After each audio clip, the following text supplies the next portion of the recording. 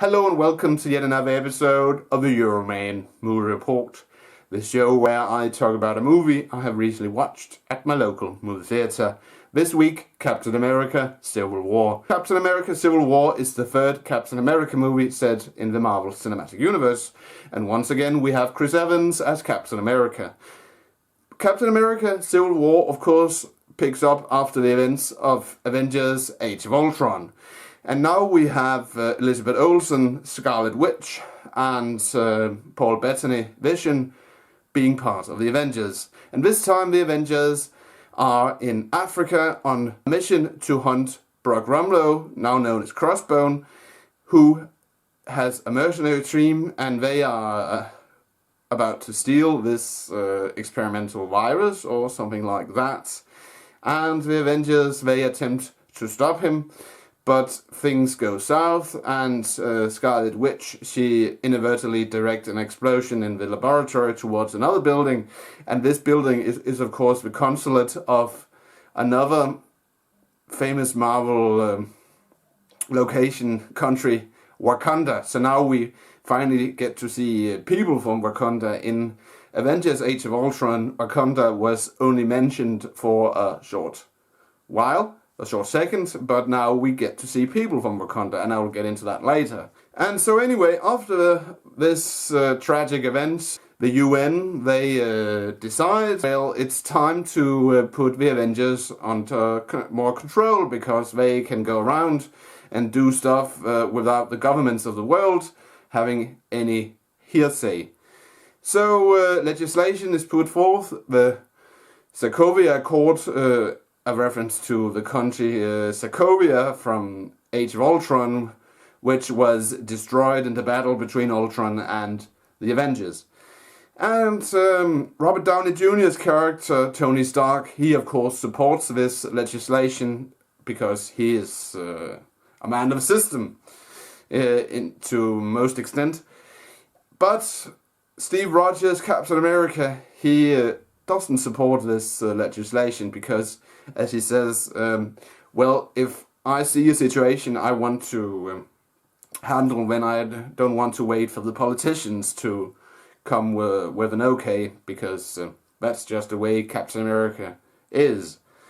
So this splits the Avengers down the middle, because we have once again the Winter Soldier, Bucky, played by Sebastian Stan, who gets implicated in this terrorist attack, and then the authorities of the world and Tony Stark want to arrest the Winter Soldier, and since Bucky and Steve Rogers are friends, Captain America will not allow this. And so the Avengers split into two teams, and they oppose each other, and there's this big battle in a German airport where we, you guys of course remember that Paul Rudd, who plays Ant-Man, we get to see him as Giant Man, and that was very well done in my opinion. It didn't look as fake as I expected it to be.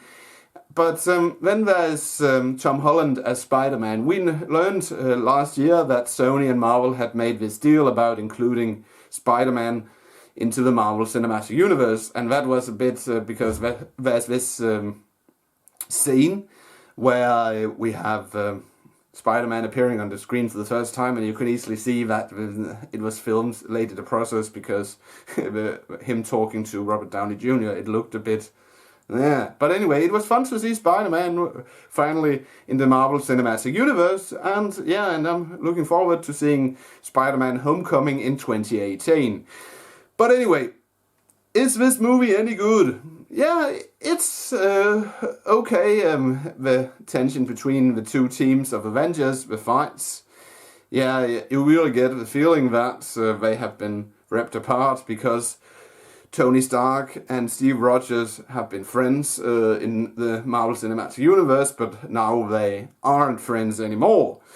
So anyway, and now we have Don Cheadle. He returns as War Machine after having been absent from the Marvel Cinematic Universe movies for a while, and that was great to see him once again back in action.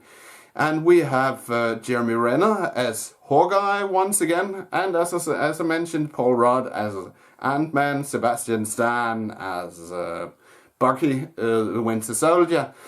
And who else could we mention? Of course, Scarlett Johansson as Black Widow, and yeah, and now we have Black Panther on the screen for the first time, played by Chadwick Boseman, the guy who played, among other movies, James Brown in that James Brown biopic a couple of years ago, and he does a great job, and I will be looking forward to the Black Panther standalone movie in a couple of years from now. I mean, if I remember correctly, it arrives in theaters in 2018, was it? But it will be great because, and here's the spoiler, of course, in the after credit scene, we get to see a little snippet of Wakanda and how it will look, and that was great in my opinion.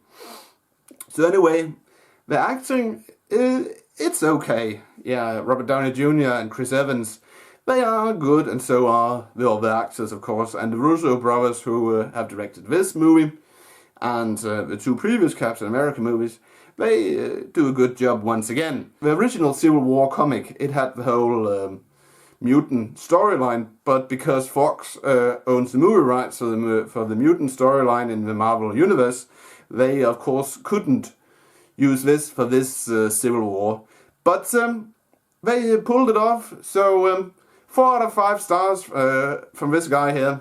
That's it, Euroman and Euroman's Movie Report. Thanks for watching. Don't forget, if you like this review/movie talk, please give it a thumbs up. And if you want to subscribe to this channel, you can click a link in the description. And if you want to watch my previous reviews/movie talks, you can click a link in the description.